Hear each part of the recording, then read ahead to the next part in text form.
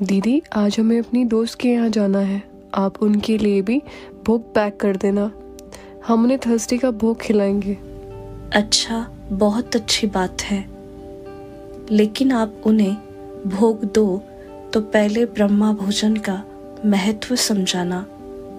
दीदी, क्या समझाना है? कि यह ब्रह्मा भोजन परमात्मा की शक्तियों से भरपूर होता है। इसे खाने से तन शीतल और मन भी शक्तिशाली बनता जाता है। इसलिए इस भोजन को परमात्मा की याद में ही स्वीकार करें और थोड़ा भी वेस्ट ना करें। दीदी, अन्न का मन पे क्या फर्क पड़ता है? शिवी, क्या आपने महाभारत की स्टोरी सुनी है? महाभारत में प्रसंग आता है, भीष्म पितामह बाणों की शैया पर लेटे हुए थे और अर्जुन को धर्म उपदेश दे रहे थे।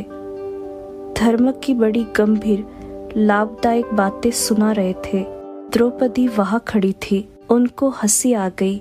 पितामह का ध्यान उधर गया और पूछा, बेटी क्यों हंसती हो? द्रौपदी ने कहा, ऐसी कोई खास बात नहीं है पितामह।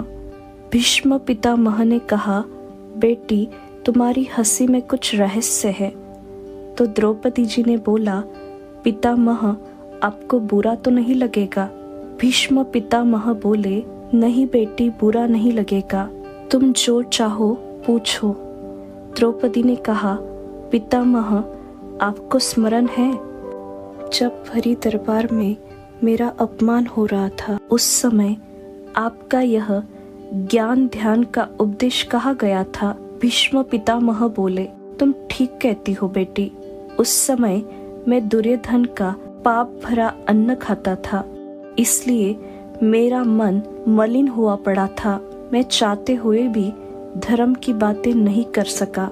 आज अर्जुन के तीरों ने उस रक्त को निकाल दिया, इसलिए मेरा मन शुद्ध हो गया। इसलिए कहा जाता है, शिवी, जैसा अन्न वैसा मन, जैसा पानी वैसी वाणी। दीदी, ब्रह्मा भोजन का इतना महत्व क्यों होता है? शिवी, ब्रह्मा भोजन शिव भोलानाथ के भंडारे में बनाया जाता है, जहाँ तन और मन दोनों की पवित्रता का ध्यान रखा जाता है। ब्रह्मा भोजन बनाते समय परमात्मा की शक्तियाँ उनकी याद द्वारा उसमें भरी जाती है और फिर स्वयं भगवान को भोग लगाकर इसे सभी को खिलाया जाता है। तभी इस भोजन का दाना दाना भी बहुत भावना से स्वीकार करना चाहिए। दीदी, लेकिन याद में भोजन कैसे बना सकते हैं? बहुत इजी है शिवी। केवल भोजन बनाते समय ये ध्यान रखे कि मेरे मन में व्यर्थ संकल्प ना चले। बार बार ये संकल्प मन में रिपीट करे कि ये भोजन शिव बाबा के सर्व शक्तियों से भरपूर है। यह पवित्रता की किरणों से बना हुआ भोजन है। ये दो संकल्प बार बार दोहराने से भोजन बहुत शक्तिशाली बन जाएगा।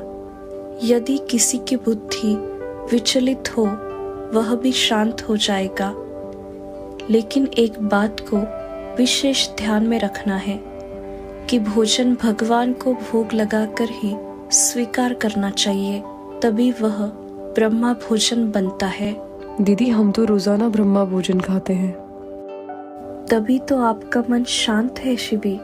अपनी फ्रेंड को भी भोग जरूर लेकर जाना।